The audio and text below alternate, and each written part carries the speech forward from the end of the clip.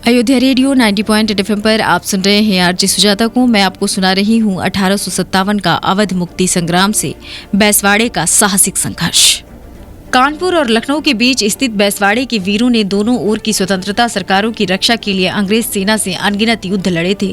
26 जून को जब कानपुर में व्हीलर ने तोपखाना और खजाना नाना साहब को सौंपकर आत्मसमर्पण कर दिया तो नाना साहब ने अंग्रेजों को इलाहाबाद सुरक्षित पहुंचाने का वचन दिया।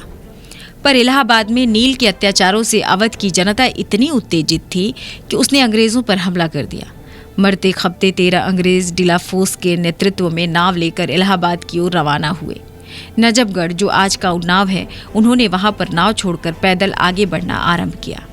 बैसवाड़े में उस समय राणा वेड़ी माधव और राव रामबख्श सिंह, नायन के भगवान सिंह, अमेठी के लाल माधो सिंह, तिलोई के जगपाल सिंह का जोर था और स्वतंत्रता प्रेमी दस्ते इधर उधर गश्त लगाते रहते थे। बक्सर में बाबू युद्धनाथ सिंह के नेतृत्व में एक सैन्य टुकड़ी से इन अंग्रेजों की मुठभेड़ हो गई और बाबूजी की यहीं गोली लगने से मृत्यु हो गई। क्रुद्ध भीड़ ने अंग्रेजों का पीछा किया तो वो भागकर एक मंदिर के भीतर मूर्तियों को बाहर फेंक कर छुप गए। बाहर की पड़ी मूर्तियों से सुराग पाकर भीड़ ने मंदिर को घेरा और मंदिर में आग लगा दी। सप्तनिक डिलाफोर्स को छोड़कर सब जलकर मर गए। डिलाफोर्स दंपति राजा साहब मुरार मऊ के सड़ागत होकर उनकी मदद से ही इलाहाबाद पहुंच पाए। कानपुर लखनऊ मार्ग पर बशीरतगंज और आलमबाग के मोर्चे बैसवाड़े के वीरों ने ही संभाले थे। 1 मई 1858 को सर होप ग्रांट बैसवाड़ा को पराभूत करने के लिए उन्नाव पहुंचे। पश्चिम गांव और नेहस्था के किलों को उन्होंने जीता, गांव में आग लगा दी, कत्लेआम किया। विद्रोहियों ने मुकाबले के लिए राव रामबख्श सिंह का डोंडिया खेरा एकदम जनहित कर दिया और आखिरकार अंग्रेजों को वापस भगवंत नगर जाना पड़ा। वहां से 5 मील पर लोन नदी के किनारे सेमरी पर स्वतंत्र सैनिकों ने पाटन बिहार के 2 भाइयों शिवरतन सिंह और जगमोहन सिंह के नेतृत्व में मोर्चेबंदी की। युद्ध में शिवरतन सिंह मारे गए और जगमोहन सिंह घायल हुए। उनकी सहायता के लिए राणा वेड़ी माधव अपनी सेना सहित पहुंचे और सर होप ग्रांट को पूर्वा तक खदेड़ ले गए। 3 दिनों के लगातार इस युद्ध से घबराकर ग्रांट लखनऊ भाग गए। उधर कानपुर के अंग्रेज सेनापति हैवलाक को तात्या टोपे के छापामार आक्रमणों के कारण 2 बार लखनऊ के रास्ते से लौटना पड़ा था। तात्या की मार कानपुर से झांसी ग्वालियर तक थी। अंग्रेज अफसरों से कुछ करते धरते न बनता था। बक्सर और सेमरी के युद्धों के बाद भीरा, शंकरगढ़, हरचंदपुर और रायबरेली में कई युद्ध हुए, लेकिन कुछ लोगों के विश्वासघात के फलस्वरूप राणा और राव की पराजय हुई। राव रामबख्श सिंह इसके बाद बनारस चले गए और विश्वासी सेवक चंदी के विश्वासघात के फलस्वरूप गिरफ्तार होकर फिर बक्सर लाए गए। उन्होंने क्षमा मांगने से इनकार कर दिया और 8 जून 1861 को बरगद के पेड़ से लटकाकर इस वीर को फांसी दी गई। राणा वेड़ी माधव का धैर्य असीम था। वो इन पराजयों के बाद भी कानपुर में नाना और लखनऊ में बेगम की सहायता के लिए बेताब थे। कानपुर में नाना की पराजय का समाचार मिला। ये भी पता चला कि नाना साहब लखनऊ की ओर गए हैं। आखिर में वेड़ी माधव ने लखनऊ पर काबिज अंग्रेजों पर हमला किया। बैसवाड़े के कड़ कड़ को युद्ध स्थल बनाने वाले इस सेनानी ने अब लखनऊ के चप्पे चप्पे को कुरुक्षेत्र बना दिया। पर बेगम इससे पहले ही मूसाबाग से शहजादे को लेकर निकल चुकी थी। नाना साहब भी संडीला में दिखे थे। उसके बाद से उनका कुछ पता न था। मौलवी अहमदुल्ला शाह की हत्या हो चुकी थी। आखिर में अंग्रेजों की तगड़ी मोर्चेबंदी को चीर कर राणा बेगम और नाना साहब को खोजने निकल पड़े। जिस गांव में वो पहुंचते थे वहां कुछ समय के लिए तो स्वतंत्रता की लहर आ ही जाती थी। आज का बाराबंकी शहर उस समय का नवाबगंज था और जिले का सदर मुकाम था दरियाबाद, जिसके पास में टिकैत नगर आज तक अवध के प्रख्यात दीवान टिकैत राय का स्मारक है। निकटस्थ रामपुर के राय साहबों ने उस गांव को भी युद्ध क्षेत्र बना दिया था। जहांगीराबाद और हड़हा में बांस के जंगल उस समय स्वतंत्रता प्रेमियों ने अंग्रेजों की फौज के विरुद्ध रक्षापंथी के रूप में लगाए थे, जिनका सन 1942 के आंदोलन तक में क्रांतिकारियों ने उपयोग किया था। दरियाबाद में अंग्रेजी खजाना लूट जाने के बाद डिप्टी कमिश्नर बेंसन और कप्तान हॉब्स भागकर लखनऊ चले आए थे।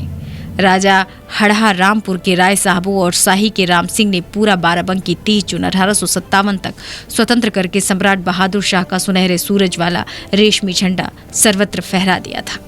1 वर्ष बाद लखनऊ अंग्रेजों द्वारा पराभूत होने पर विद्रोही सेनाएं कुर्सी पहुंची और वहां पर होप ग्रांट की सेना से उनका युद्ध हुआ। विजयी अंग्रेज सेना पीछा कर रही थी। स्वतंत्र सैनिक रामनगर से मितौली, मितौली से मसौली, बाराबंकी जिसे आज के समय में कहते हैं, और वहां से जहांगीराबाद पहुंचे। जहांगीराबाद के राजा रज्जाक बख्श का मजबूत किला उसी समय अंग्रेज और सिख फौज ने ढहा दिया था। आसपास के जंगलों में आग लगा दी गई थी। अंग्रेज सेना जब नवाबगंज पहुंची तो स्वतंत्र सैनिकों ने जमुरिया के टिले पर रक्षापंक्ति बनाई ताकि उत्तर के स्वतंत्र इलाकों की ओर गोरे बढ़ने न पाए। चिन्हट पर होप ग्रांट की फौज में पुरनल की फौज भी आ मिली थी और इस प्रकार उसकी शक्ति भी दूनी हो चुकी थी। पर जमुरिया में चहलारी के राजा बलभद्र सिंह के नेतृत्व में जो जबरदस्त मोर्चा लिया गया, वो सर होप ग्रांट के शब्दों में केवल 2 तोपों की सहायता से खुला हमला, शौर्य और रण कौशल की दृष्टि से भारत की अनेक लड़ाइयां देखने के बाद भी अविस्मरणीय एवं अद्वितीय था। यहाँ 600 भारतीयों ने वीर गति प्राप्त की। निकटस्थ आवेटी गांव में 115 वर्षीय साहबदीन अभी जीवित है, जो युद्ध के प्रत्यक्ष दृष्टा हैं। नवाबगंज की पराजय के बाद घाघरा और चौका नदियों के बीच स्थित मितौली दुर्ग पर राजा गुरुबख्श सिंह ने स्वतंत्र युद्ध का नेतृत्व किया। उस दुर्ग और बस्ती का आज निशान भी नहीं है। बाराबंकी जिले में एक बेगम की कोठी है जो अब तक खंडहरों के रूप में है। राजा लोने सिंह के यहाँ से आकर बेगम हजरत महल और नवाब बर्जिस कद्र यहीं ठहरे थे और यहीं उन्हें राणा बेड़ी माधव खोज पाए थे और यहीं से तीनों नेपाल की तराई में निकल गए थे। पीछा करती हुई अंग्रेज सेना चकित हो गई जब उसने राजा राम सिंह के पथ प्रदर्शन में विद्रोही सेना को बरसात में बड़ी घाघरा को घोड़ों से और पैदल पार करते हुए देखा। बाबा राम सनेही के बलिदान की स्मृति आज भी राम सनेही घाट को देखकर हो जाती है। आखिरकार बेगम और राजा जरवल पहुंचे थे। रास्ते का पूरा इलाका आज का गोंडा, फैजाबाद, बहराइच और कपूरथला। गोंडा के राजा देवी बख्श सिंह, बौंडी के राजा हरदत्त सिंह, रेहुआ के राजा रघुनाथ सिंह और वीर महिला तुलसीपुर गोंडा की रानी के नेतृत्व में स्वतंत्रता का शंखनाद कर रहा था। राजा देवी बख्श सिंह ने अंग्रेजी फौज के लिए घाघरा और सरयू पार करना असंभव कर दिया। 18 महीने तक छोटी बड़ी दर्जनों मुठभेड़ें हुई। अंतिम युद्ध अयोध्या के उत्तर में सरयू तट पर लमती नामक स्थान पर हुआ। फैजाबाद राजा बालकृष्ण राव का जन्मस्थान था, जो अवध के आंदोलन के कर्णधारों में प्रमुख थे तथा अवध की स्वतंत्र सरकार में वित्त मंत्री थे। मौलवी अहमदुल्ला शाह के वे अत्यंत सहयोगी थे। बहराइच जिले के बौंडी, चरदा और अकौना क्षेत्र स्वतंत्रता संग्राम के गढ़ थे। बौंडी में रैकवार वंश के राजपूत राजा थे। चरदा और अकौना जनवार राजपूतों की रियासत थी। राजपूती तलवार के जौहर और आत्मसर्ग के बाद भी रूठी स्वतंत्रता उस समय मनाई न जा सकी और इन रियासतों का नामो निशान मिट गया। प्रायः जनशून्य रूप से ये रियासतें बाद में कपूरथला रियासत को अंग्रेजों की मदद करने के इनाम में मिली। सुल्तानपुर में अंग्रेज सेनापति कर्नल फिशर को समाप्त कर तथा नगर को स्वतंत्र करना जनता ने मेहंदी हसन को प्रबंधक बनाया था। पूरे अमहट गांव को बागी गांव कहा गया है। 8.5 माह बाद 23 फरवरी 1858 को वहां लौरी नदी के बाएं तट पर बसे पूरे नगर को ध्वस्त करके दाहिनी ओर नया खैरख्वाह शहर बसा, जिसकी रक्षा के लिए गोरी सेना सन 1861 तक रही। नए सुल्तानपुर को पड़ोसी गांव के लोग कंपू सेना शिविर कहते हैं। मुहल्लों के नाम पलटन बाजार, पार्किनगंज तथा एक गोरा बैरक नाम गांव बताता है कि वहां की जनता अंग्रेज सत्ता से कितनी छत्तीस थी। अमोह पार्क युद्ध लमती के मैदान में सुल्तानपुर ने महत्वपूर्ण योगदान किया था। लमती में पराजय के बाद राजा देवी बख्श सिंह जगनाकोट पहुंचे और दूसरी पत्नी भदवार की राज्य कन्या को घोड़े पर बैठाकर नेपाल की सीमा स्थित पर्वतीय प्रदेश में निकल गए। गोरी फौज उनका पता न लगा सकी। राजा का शेष जीवन पत्नी सहित योग साधना में बीता। रतननाथ मंडप के पास कुटी में अंतिम पराजय के कुछ ही दिनों बाद उन्होंने यह लीला समाप्त की। नाना साहब और बाला राव का जब ब्रिगेडियर पिंके ने पीछा किया तो वो भी इस क्षेत्र में शरणागत हुए। इन्हें गिरफ्तार करने में असफल होकर अंग्रेज सेना तुलसीपुर गई, जहां रानी ने अंतिम सांस तक अंग्रेजों से लोहा लिया।